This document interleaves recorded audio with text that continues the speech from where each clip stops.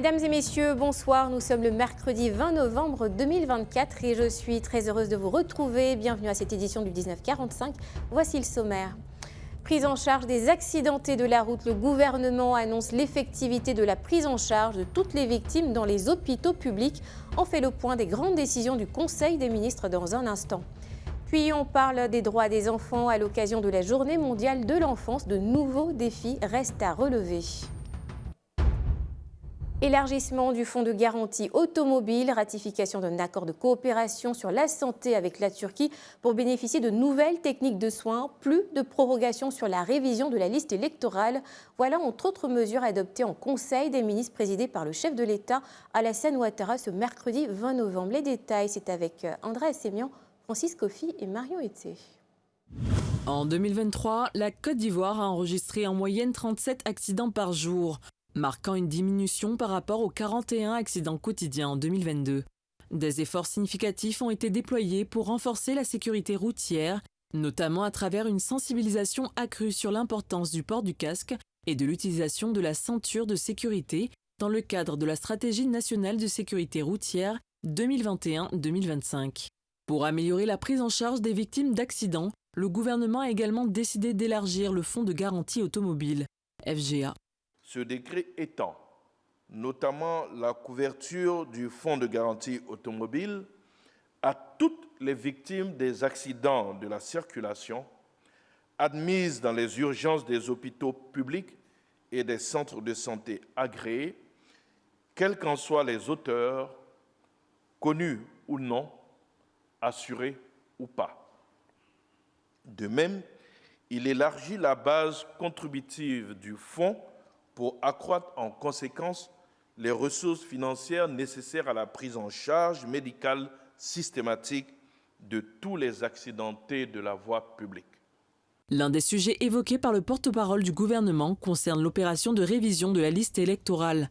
Alors que certains partis d'opposition continuent de demander une nouvelle prolongation pour atteindre l'objectif de 4,5 millions de personnes à enrôler, Amadou Koulibaly a apporté des clarifications. On ne peut pas repousser je dirais de façon éternelle, cette première partie du processus qui peut impacter les autres parties. Parce que nous allons rentrer bientôt dans la phase du contentieux. Nous allons rentrer aussi dans la phase de la publication de la liste électorale qui doit se faire à un certain moment avant l'organisation des élections. Donc il ne faut pas perturber tout ce processus. Bien que la Côte d'Ivoire investisse considérablement dans son système de santé, la modernisation des techniques de soins demeure une priorité pour le gouvernement ivoirien. Dans ce cadre, un accord sur les protocoles de santé et des sciences a été signé et ratifié avec la Turquie, un pays reconnu pour ses avancées dans ce domaine. Reconnu pour son développement rapide et avancé dans le secteur de la santé, notamment dans les domaines de la couverture sanitaire universelle, de la production de médicaments, de produits pharmaceutiques et appareils médicaux et du tourisme de santé. Le Conseil des ministres a également annoncé le licenciement de la directrice générale de l'Autorité de régulation des télécommunications de Côte d'Ivoire, ARTCI. Le Conseil se donne rendez-vous dans 2 semaines pour plancher sur de nouveaux sujets importants pour le pays. L'actualité continue avec la Journée mondiale de l'enfance qui est célébrée le 20 novembre de chaque année. Il s'agit d'une date qui marque l'adoption de la Convention relative aux droits de l'enfant par l'Assemblée générale des Nations unies en 1989. En 2024, cette journée prend une signification particulière car elle coïncide avec le 35e anniversaire de cette convention, un traité international qui a changé la perception des enfants en tant qu'individus dotés de droits fondamentaux. En Côte d'Ivoire, l'UNICEF et le gouvernement organisent diverses activités pour célébrer cette journée. C'est dans ce cadre qu'une séance sportive a été organisée le mardi 19 novembre afin de promouvoir les droits des enfants à travers les valeurs du sport. André Assemian, Ahmed Badini et Cécile Itoni-Silla. À travers ces 54 articles, la Convention relative aux droits de l'enfant, signée en 1999 et adoptée par 197 pays dont la Côte d'Ivoire, est le traité international le plus ratifié en matière des droits de l'homme. Et pourtant, des millions d'enfants se battent encore aujourd'hui pour survivre et voir leurs droits fondamentaux respectés.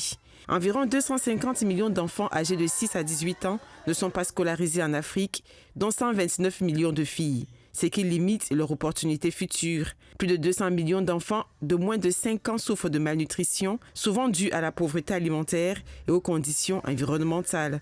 En Côte d'Ivoire, l'UNICEF souligne que cette journée est un appel à l'action pour assurer le respect et la mise en œuvre effective des droits de l'enfant. Et c'est la commune d'Abobo qui a été choisie cette année pour célébrer cette journée avec les enfants. Le thème, c'est « Prêt, partez pour vos droits ».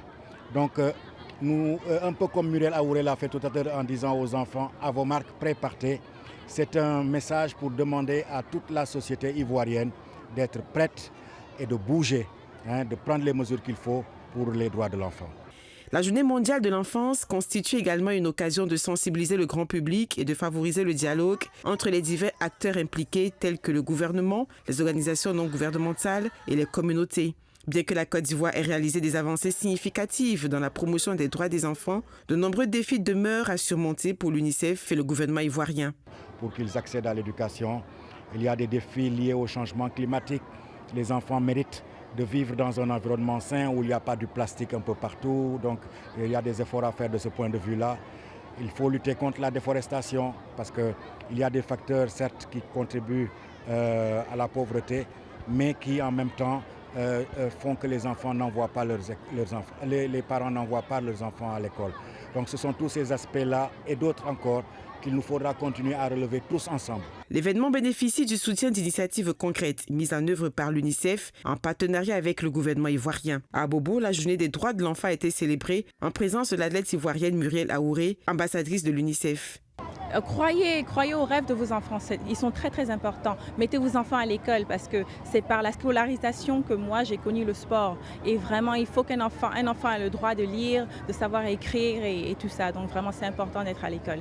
La Journée mondiale de l'enfance rappelle qu'il est impératif que tous les acteurs qui peuvent apporter un changement s'engagent pleinement à garantir le respect des droits des enfants, tant ici qu'ailleurs.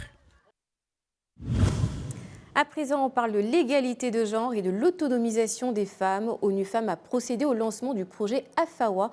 Alors de quoi s'agit-il exactement? Les explications avec Sandrine Quadio, reportage.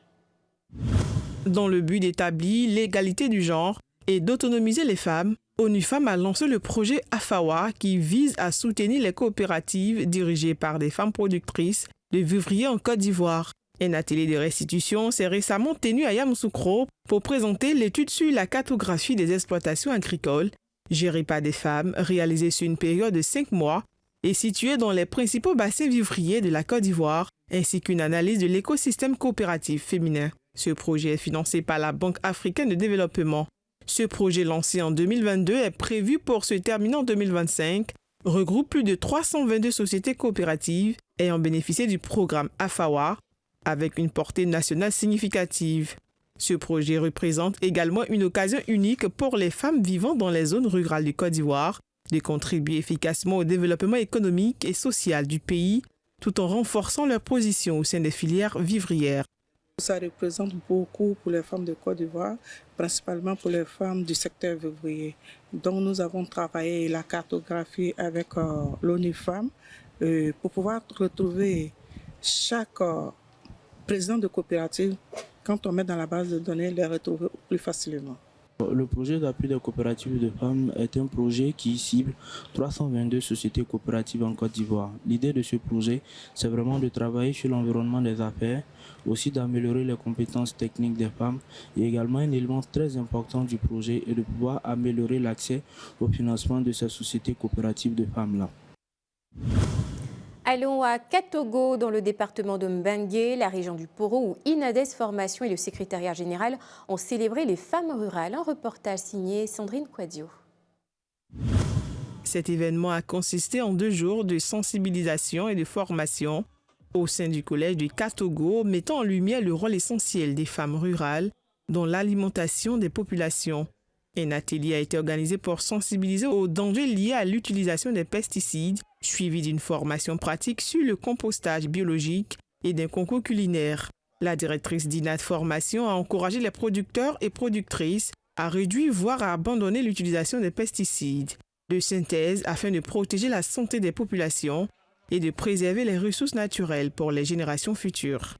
Nous avons saisi l'opportunité de la célébration des Journées mondiales de l'alimentation et de la journée internationale de la femme rurale pour les sensibiliser sur les dangers des pesticides chimiques de synthèse, mais également les former sur une alternative, c'est-à-dire le biocompost, qui est une alternative qui permet de produire sans détruire et qui permet d'avoir accès à une alimentation saine qui peut garantir une bonne santé.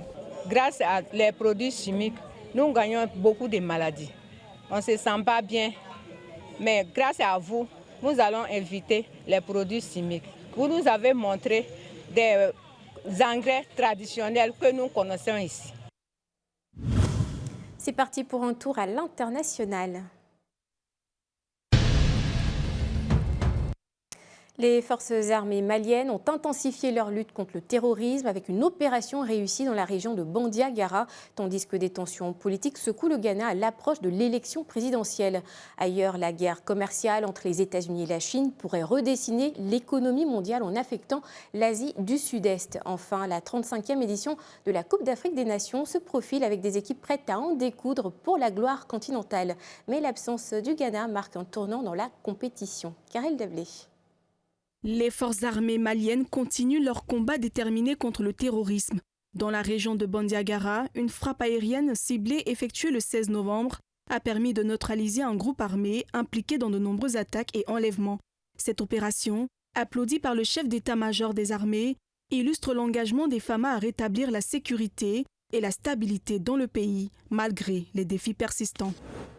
Au Ghana, le climat politique devient de plus en plus tendu à l'approche des élections présidentielles du 7 décembre. Le principal parti d'opposition, le Congrès démocratique national, accuse le président Nana Akufo-Addo de préparer un complot pour manipuler les résultats électoraux. Ces accusations ciblent notamment un haut gradé de l'armée, le brigadier général Michael Opoku, soupçonné de stocker illégalement des armes et du matériel électoral. Alors que le NDC appelle à une enquête immédiate, le gouvernement et les forces armées n'ont pas encore réagi à ces allégations. La situation mérite une attention particulière dans ce contexte électoral délicat. Les conséquences d'une éventuelle guerre commerciale entre Washington et Pékin suscitent des inquiétudes. Réélu pour un second mandat, Donald Trump a promis d'imposer des taxes douanières pouvant atteindre 60% sur les importations chinoises, ce qui représenterait un coût sévère pour le commerce mondial. Dans ce contexte, l'Asie du Sud-Est, en tant que plaque tournante des chaînes d'approvisionnement, pourrait bénéficier de ces tensions en attirant des investissements, notamment au Vietnam et en Malaisie. Toutefois, des pays comme la Thaïlande pourraient faire face à des sanctions en raison de leurs excédents commerciaux avec les États-Unis. Une reconfiguration économique mondiale semble inévitable, présentant à la fois des opportunités et des défis pour les acteurs régionaux.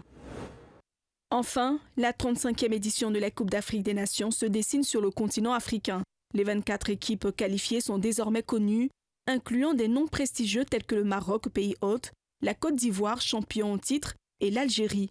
Toutefois, l'absence du Ghana éliminé lors des qualifications marque cette édition. Prévue du 21 décembre 2025 au 18 janvier 2026, cette CAN s'annonce riche en émotions, avec des équipes prêtes à se battre pour la gloire continentale. Merci de votre fidélité. On se retrouve demain, toujours dès 19h45, la suite du Grand Talk. C'est maintenant. Excellente soirée sur Live TV. Bonsoir.